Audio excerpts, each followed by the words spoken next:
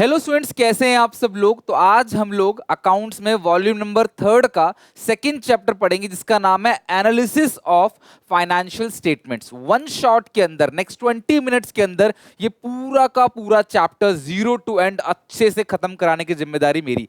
तो आप सबसे रिक्वेस्ट है कि वीडियो को एंड तक देखना। जो नोट्स मैं आपको टेलीग्राम पे दूंगा उसको आपने बहुत अच्छे से लर्न करके आना है, ताकि ये दो चैप्टर आपके पूरे के पूरे थ्योरी चैप्टर है और अच्छे से आप लोगों का चैप्टर ये खत्म हो जाए। तो स्टार्ट करते हैं class. Analysis of financial statements one shot. सबसे पहले आप सबको पता है कि फाइनेंशियल स्टेटमेंट्स कहते किसको हैं। फाइनेंशियल स्टेटमेंट्स का मतलब हो गया आपका बैलेंस शीट, आपका इनकम स्टेटमेंट यानी statement of profit and loss, आपके बैलेंस शीट के नोट्स टू अकाउंट्स, और लास्ट में कैश फ्लो स्टेटमेंट यानी कि जो कैश का इनफ्लो आउटफ्लो मेजर करता है। इन चारों फाइनेंशियल स्टेटमेंट को स्टडी करना ताकि कोई वैल्यूएबल डिसीजन हम ले सकें, इसको बोलते हैं एनालिसिस। तो एनालिसिस का मतलब कैसे, आपकी रिपोर्ट कार्ड होती है तो आपके पेरेंट्स क्या करते हैं, आपकी रिपोर्ट कार्ड को एनालिसिस करते हैं, आपकी रिपोर्ट कार्ड को स्टडी करते हैं, और स्टडी करने के बाद कंक्लूजन निकालते हैं कि यार किस सब्जेक्ट में आप कमजोर पढ़ रहे हो, किस सब्जेक्ट में आपकी प्रिपरेशन अच्छे से नहीं हुई, उसका ट्यूशन लगवाना है या नहीं लगवाना है, कहाँ से ट्यूशन लगवाना है, कोई सब्जेक्ट का ट्यूशन पढ़ रहे थे फिर भी वहां से कम नंबर क्यों आ रहे हैं, उसको एक स्टडी करना।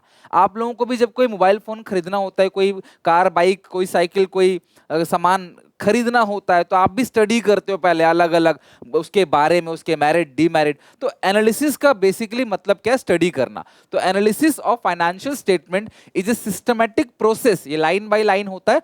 किस चीज का process, of analysing the financial information in the financial statement. तो इस फाइनेंशियल स्टेटमेंट में जितनी भी इंफॉर्मेशन है उसको स्टडी करना, ताकि हम लोग क्लास कोई ना कोई इकोनॉमिक डिसीजन ले सके, ऐसा डिसीजन जिससे क्लास बिजनेस को फायदा हो, जिससे हम लोग क्लास एक करेक्ट डिसीजन ले सकें कि हाँ यार, जैसे हम होते हैं तो हम कंपनी के बारे में स्टडी करते हैं, फिर डिसाइड करते हैं इस कंपनी में किस कंपनी के शेयर्स खरीदने हैं या नहीं खरीदने, इस कंपनी में पैसा इन्वेस्ट करना है या नहीं करना। उसी को क्या बोलते हैं, बेसिकली एनालिसिस यानी कि स्टडी करना, राइट।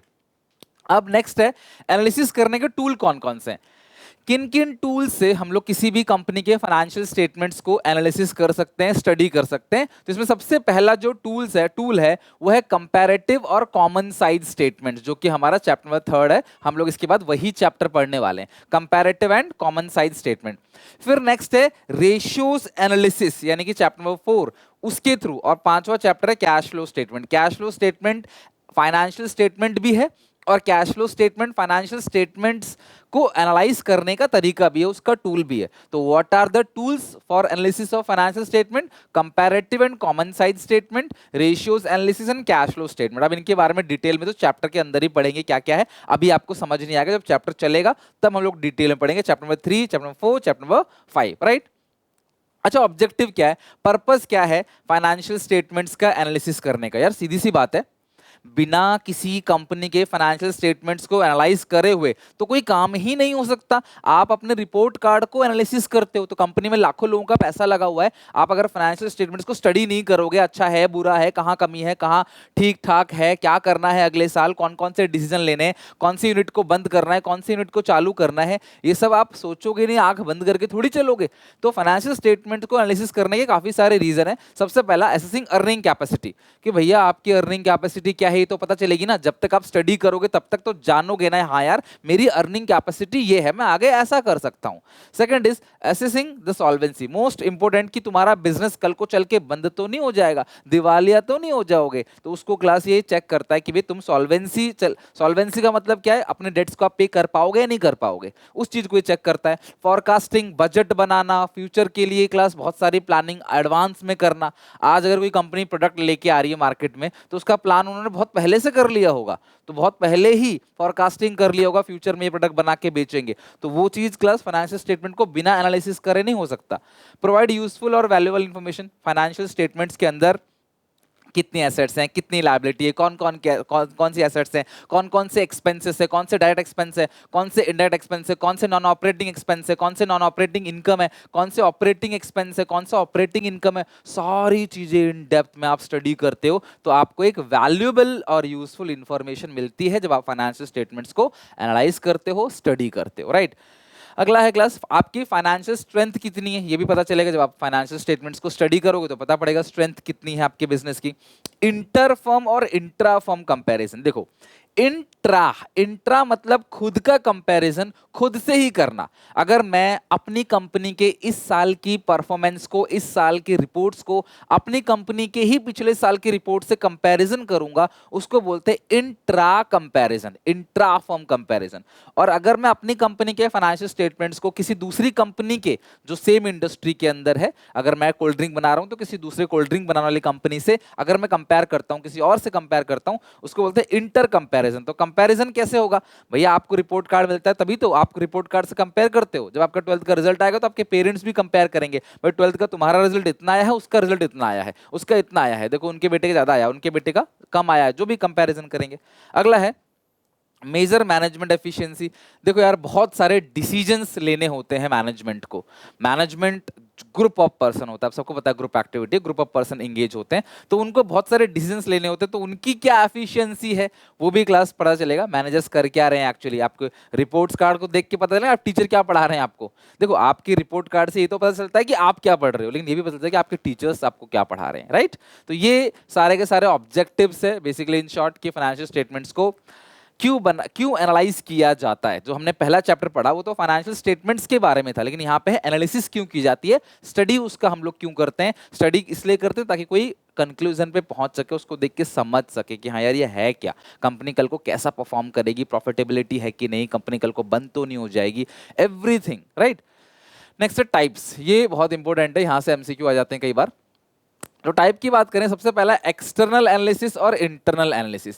देखो जब आपकी कंपनी के बारे में आपके फाइनेंशियल स्टेटमेंट्स को पकड़कर बाहर वाले एनालिसिस कर रहे हैं उसको बोलते हैं एक्सटर्नल एनालिसिस। जो कंपनी के बाहर के लोग हैं जब वो आपकी कंपनी के बारे में स्टडी करेंगे कि कंपनी में पैसा लगाना है कि नहीं लगाना, लोन देना है कि नहीं देना, बैंक स्टडी करेगा, उसको बोलते हैं एक्सटर्नल एनालिसिस। बेसिकली बाहर वाले जब आपके फाइनेंशियल स्टेटमेंट्स को पढ़ें, बाहर वालों के पास डिटेल और कंप्लीट इंफॉर्मेशन नहीं होती, लेकिन जब कंपनी के अंदर के आदमी है ना, कंपनी के अंदर के आदमी जिन्होंने फाइनेंशियल स्टेटमेंट्स को बनाया है, जिन्होंने काम किया है, अगर वो लोग उसको स्टडी कर रहे हैं तो उनके पास एक डिटेल और इन डेप्थ इंफॉर्मेशन होती है, तो वो जो एनालिसिस करते हैं उसको बोलते हैं internal analysis.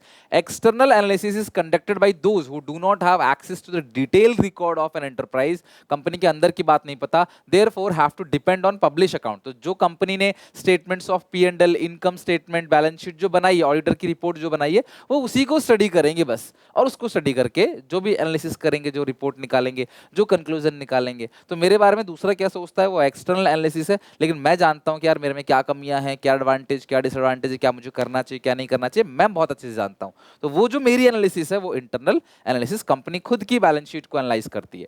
Internal analysis is conducted by the management to know the financial position and operational efficiency of organisation. क्या ऑर्गेनाइजेशन का एक्चुअल में एफिशिएंसी क्या है। The important feature of such analysis of the management is access to all information.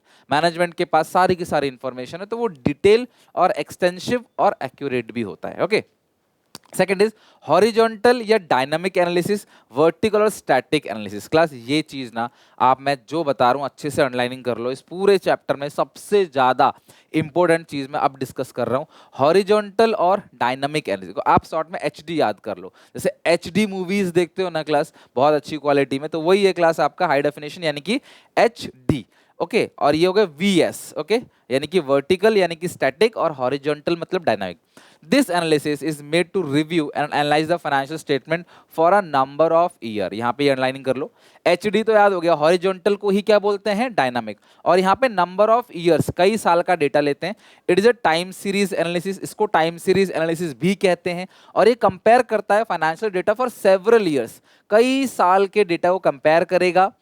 It is useful for, इसे trend analysis भी बोलते हैं, और ये लॉन्ग टर्म प्लानिंग करने के लिए किया जाता है। और कंपैरेटिव स्टेटमेंट और कंपैरेटिव फाइनेंशियल स्टेटमेंट जो है वो इसका एग्जांपल है।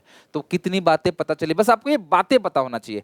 कंपैरेटिव जो है, कंपैरेटिव स्टेटमेंट, चाहे वो अब आगे बताऊं चल के, अगले चैप्टर में आएगा comparative income statement, comparative balance sheet, but फिलहाल जो कंपैरेटिव स्टेटमेंट है, नंबर ऑफ ईयर्स है, टाइम सीरीज एनालिसिस है, ट्रेंड एनालिसिस है, हॉरिजॉन्टल या डायनामिक एनालिसिस, वो सारी चीजें एक ही है। बस ये आपको बोलेगा कौन सा हॉरिजॉन्टल एनालिसिस है, इसमें ऑप्शन होगा टाइम सीरीज, तो टाइम सीरीज को ही हॉरिजॉन्टल एनालिसिस बोलते हैं, और वही आपका डायनामिक भी है।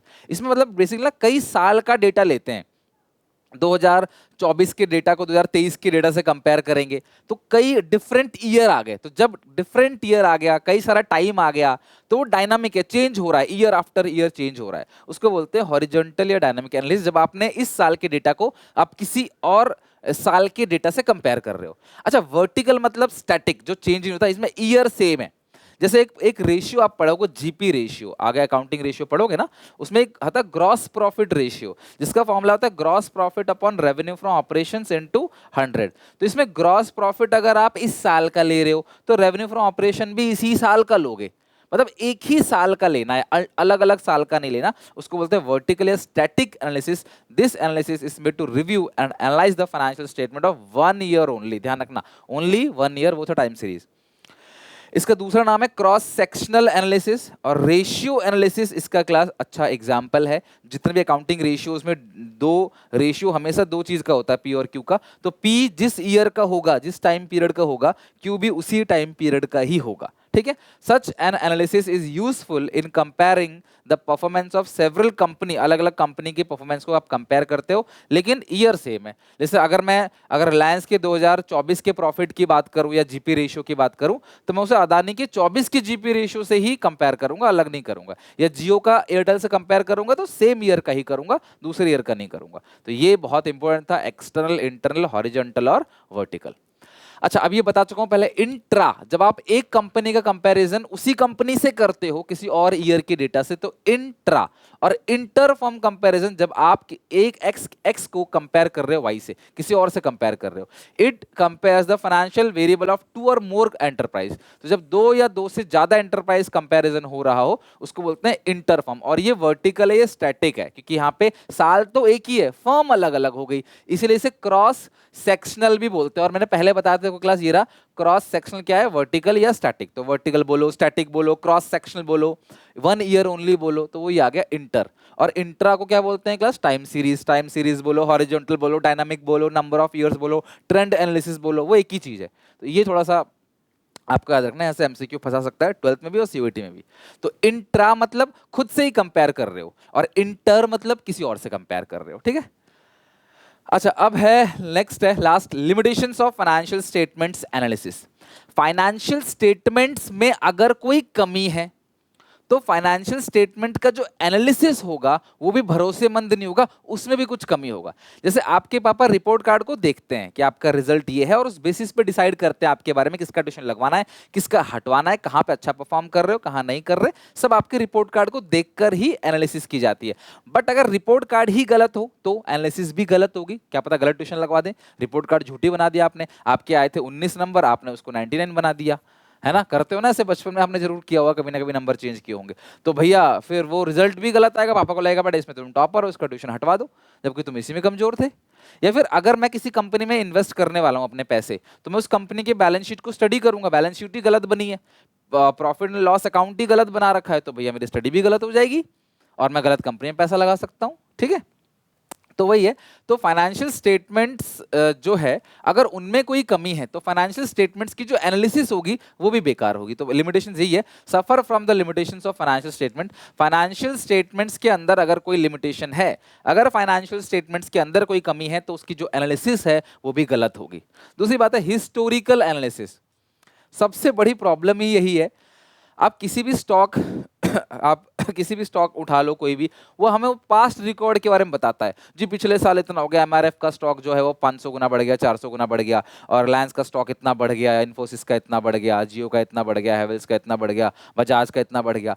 भाई वो पुराना बताते हैं यार, मैं आज पैसा डाल रहा हूं तो मुझे पुराने से क्या मतलब है, पहले इन्वेस्टर्स ने कितना कमाया, मैं ये जानना चाहता हूं कि मैं कितना कमाऊंगा, ये स्टॉक आगे कितना जाएगा। बट ये बात कोई नहीं जानता। जैसे आपको पता है क्लास की जो बुल है वो एकदम सो रहा है, मार्केट घाटे में, लाखों करोड़ रुपए का मतलब इन्वेस्टर्स का नुकसान हो रहा है डेली बेसिस पे, जिन्होंने अच्छा खासा पैसा लगाया है। तो अब इतना बड़ा नुकसान हो रहा है, तो ये अब नहीं पता कि फ्यूचर में क्या होगा। तो फाइनेंशियल स्टेटमेंट्स को एनालिसिस करने से हमें पास्ट का तो पता ही है लेकिन फ्यूचर का पता नहीं चलता। दिक्कत यही है कि ये हमें बताता रहता है पास्ट में ऐसा हुआ, पास्ट में ऐसा हुआ, हम जानना चाहते हैं फ्यूचर में कैसा होगा, तभी तो हम पैसा लगाएं। पास्ट में दिया ठीक है कमा के, आगे नहीं देगा तो ये प्रॉब्लम है। दूसरा है इग्नोर प्राइस लेवल चेंजेस। 2010 में जो प्राइस था, 2012 में जो प्राइस है, द वैल्यू ऑफ मनी है, वो चेंज होता रहता है, बट उसको हम लोग फाइनेंशियल स्टेटमेंट्स में कहीं दिखा नहीं सकते, ना उसको एनालिसिस कर सकते हैं।